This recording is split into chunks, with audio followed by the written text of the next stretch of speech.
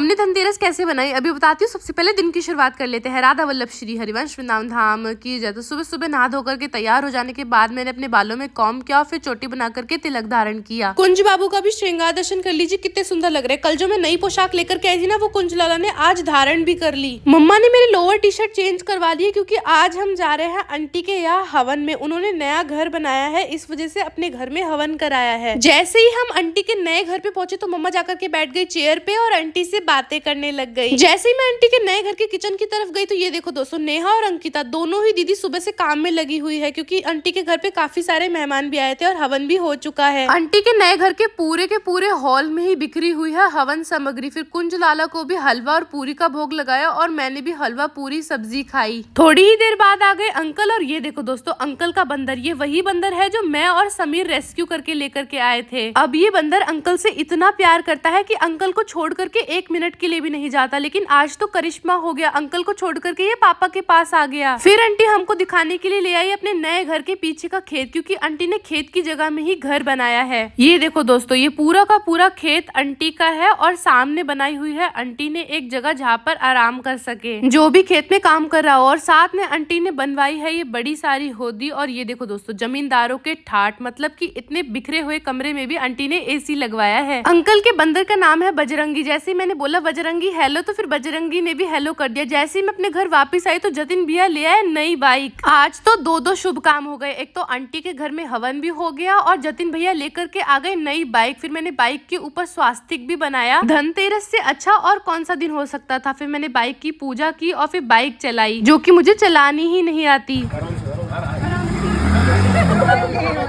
टूटी फूटी बाइक चलाने के बाद मैं आ गई फटाफट से मार्केट, क्योंकि धनतेरस के दिन झाड़ू वगैरह ये सारी नई नई चीजें लेकर के आनी थी। और यहाँ पर भी बंदर महाराज जी के दर्शन हो गए। बड़ी मम्मी के लड्डू गोपाल और मंदिर के लड्डू गोपाल दोनों के लिए ही ड्रेसेस और साथ में कुछ अच्छी अच्छी चीजें लेने के बाद मैं निकल पड़ी वापिस से अपने घर पर। और जैसे मैं घर पर वापिस आई तो ये देखो दोस्तों, आज मेरी मम्मा बना रही है गुलाब जामुन। इतनी सारी मेहनत स्पेशली कुंज लाला के लिए चल रही है, क्योंकि कुंज लाला को बाहर की मिठाई नहीं खिला सकते, इतनी ज्यादा मिलावट हो रही है। हमारे ठाकुर जी मिलावट की मिठाई खाएं, ऐसा तो हो ही नहीं सकता। आंटी के यहाँ से आई हुई सब्जी पूरी समीर बैठ करके खाने लगा। और ये देखो दोस्तों, गुलाब जामुन बनाने का कार्य प्रगति पर चल रहा है। मम्मा ने भी गुलाब जामुन की बॉल्स के अंदर खूब सारे ड्राई फ्रूट्स भर दिए और इस प्रकार के गुलाब जामुन बन करके तैयार हो गए। लंका की तरफ मुंह करने के बाद हमारे यहाँ धनतेरस के दिन ऐसे 4 मुखों वाला दिया जलाया जाता है, कुछ इस प्रकार से। वैसे आप लोग मुझे कॉमेंट बताना कि आपके यहाँ कैसा दिया जलाया जाता है। समीर भी हथौड़े और टिक्की की मदद से पटाखे जला रहा था। वैसे अगर आपको हमारे आज की वीडियो अच्छी लगी है तो चैनल को सब्सक्राइब कर देना, सब्सक्राइब के साथ साथ शेयर भी कर देना। मिलते हैं अगली वीडियो में, तब तक के लिए राधे राधे।